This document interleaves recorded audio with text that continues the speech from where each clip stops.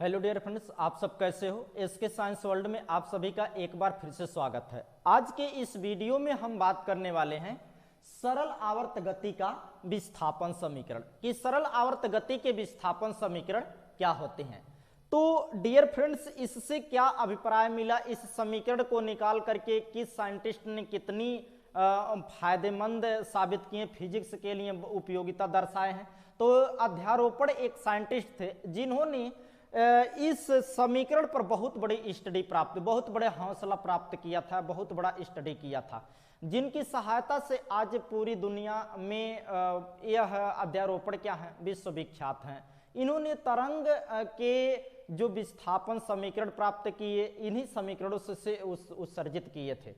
तो dear friends, हम इसके बारे में चर्चा करते हैं कि ये समीकरण क्या होते हैं। हम लोग कल के वीडियो में ऐसा पढ़े थे कि हमारा कोई पॉइंट होता है, उस पॉइंट के परितः n1 m द्रव्यमान का या मास m का कोई पार्टिकल अगर जो एक निश्चित वेलोसिटी में मोशन करता है, एक निश्चित समय अंतराल में मोशन करता है और उसकी जो टाइम निश्चित होते हैं, उसे हम आवर्ती गति कहते हैं। जैसा कि हम बता चुके हैं कि कोई एक्सिस है, सपोज दैट ऐसे मान लिए कि यह एक्सिस है और इस एक्सिस के परितः यहाँ कोई पार्टिकल है, इस समान चाल और समान वेलोसिटी से मोशनल है, गतिमान है। समान चाल और समान समय अंतराल में समान वेग से ये गतिमान है। जब ये गति करता है तो इस प्रकार की गति को ये पार्टिकल जैसे जैसे आएगा वैसे वैसे इन गति को हम क्या कहेंगे, आवर्ती गति कहते हैं। जैसे कंपेयर कर लेते हैं, मान लीजिए कि यह यम द्रव्यमान का कोई अवयवी कण है और यह हमारा ओरिजिन है। इस ओरिजिन से ए डिस्प्लेसमेंट तक एम द्रव्यमान का पार्टिकल उपस्थित है। जब ये गति करता है, इन पथ पर गति करता है, तो इनकी जो ए डिस्प्लेसमेंट है, विस्थापन है, ये निश्चित है, इनमें कोई परिवर्तन नहीं है। तो जब ये गति करता है तो गति होने के समय अंतराल, इनकी जो समय होता है, समय t इक्वल क्या होते हैं, 0 होते हैं। उसके साथ साथ इनका जो वेग होता है वो भी क्या होता है, निश्चित होता है। और उसके साथ साथ इनका जो त्वरण होता है, त्वरण ए की इसकी वैल्यू क्या होती है, 0 होती है। तो जब ये गतिमान हो जाते हैं तो इस प्रकार की गति को हम लोग क्या बोलते हैं, आवर्ती गति। लेकिन अब इनके इक्वेशन क्या हमें प्राप्त होते हैं। लेट अस कंसीडर, मान लेते हैं कि माना कि m द्रव्यमान का कोई अवयवी कण जब किसी निश्चित पथ पर निश्चित समय अंतराल में एक निश्चित वेग से गति करता है तो उस प्रकार की गति को आवर्ती गति कहते हैं। और जब ये आवर्ती गति करते हैं तो इनमें जो इनका त्वरण होता है वो ऑलरेडी कांस्टेंट होती है और जो टाइम होती है वो भी ऑलरेडी हमारे क्या होते हैं, कांस्टेंट ही माने जाते हैं, एक निश्चित समय की बात मानी जाती है। अब उसी प्रकार हम इनके समीकरण की व्याख्या करते हैं। मान लेते हैं कि जब हमारा t बराबर 0 समय था तो m द्रव्यमान का जो पार्टिकल है ये हमारा x पॉइंट पर है या x एक्सिस पर ये मोशनल है। लेकिन जब इसको हम t बराबर यानी कुछ वेलोसिटी से ये मोशन कर रहा था, मैंने माना कि ओमेगा या कोणीय वेग ओमेगा से ये क्या कर रहा था, गति कर रहा था, कोणीय वेग ओमेगा से गति कर रहा था और टी समय अंतराल बाद यह पी पॉइंट पर पहुंच जाता है, पी पॉइंट पर ये प्रोपिगेट कर लेता है। जब ये पी पॉइंट पर प्रोपिगेट करता है तो पी और यक्स के मध्य बनने वाला जो कोण है मैंने मान लिया थीटा है।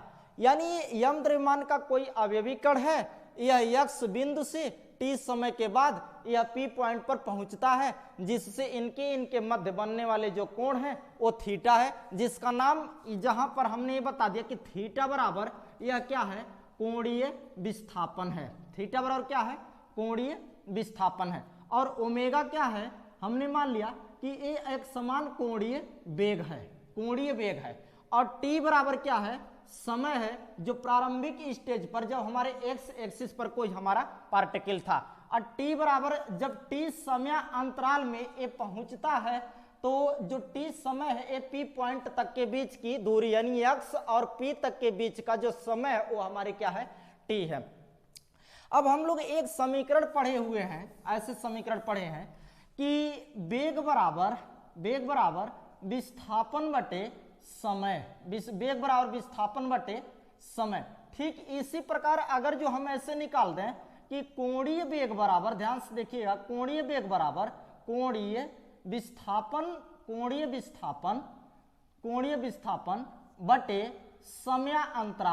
समयांतराल, जहां पर कोणीय वेग हम क्या माने हैं ओमेगा और कोणीय विस्थापन को किससे डिनोटेड किए हैं थीटा बटे समयांतराल को टी से, क्योंकि प्रारंभिक पोजीशन पर हमारा समय क्या था 0 और टी समय के बाद एक यहां पहुंचा है, उस पी पॉइंट पर पहुंचा है। तो थीटा की वैल्यू अगर कैलकुलेट करें तो टी का गुणा ओमेगा में कर देंगे तो थीटा बराबर क्या प्राप्त हो जाएगा ओमेगा टी। अब हम अगला स्टेप यानी थीटा के जगह हम क्या रख सकते हैं ओमेगा टी।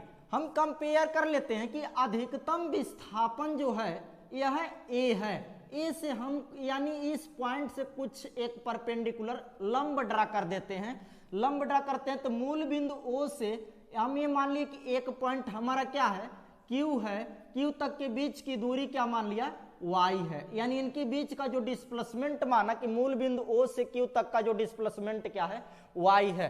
तो अब थीटा और यहाँ का जो एंगल बनेगा, इस एंगल का नाम कहीं इस प्रकार से अगर जो एंगल आपको प्राप्त होता है तो जितना एंगल यहाँ का होता है इतना एंगल यहाँ का होता है, इस एंगल को हम लोग एकांतर कोण के नाम से जानते हैं। इस कोण का नाम होता है एकांतर कोण, यानी यहाँ का एंगल अगर थीटा है तो यहाँ का एंगल भी क्या होगा थीटा होगा। अब ध्यान से देखिएगा, हम इसके इक्वेशन की व्याख्या करते हैं। देखिए हम लोग जितना डिस्प्लेसमेंट यहाँ से यहाँ तक पाया था, O से X तक पाया था, वैसे O से P तक भी हमारा डिस्प्लेसमेंट क्या है A है। और ठीक उसी प्रकार हमारा जब एक लंब परपेंडिकुलर ड्रा करेंगे तो O से Q तक का जो डिस्प्लेसमेंट है वो क्या है Y है। तो हम इस एक्सिस पर अगर जो मान ले कि यहाँ का एंगल थीटा है तो यहाँ का एंगल भी थीटा है, तो हम निकाल देंगे कि साइन थीटा बराबर साइन थीटा, यानी कभी भी अगर जो लंब की वैल्यू निकालनी होती है, लंबवत वैल्यू निकालनी होती है तो हमेशा साइन थीटा लेकर के चलते हैं। साइन थीटा बराबर लंब बटे कर्ण होता है। तो ध्यान दीजिएगा साइन थीटा बराबर लंब बटे कर्ण। अब लंब हमारा क्या है बाबू y है और कर्ण इसमें क्या बन जा रहा है a। तो ध्यान दीजिएगा y बटे a, यानी साइन थीटा बराबर हमारा क्या प्राप्त होगा y बाई a, जहां पर y equal a sine theta.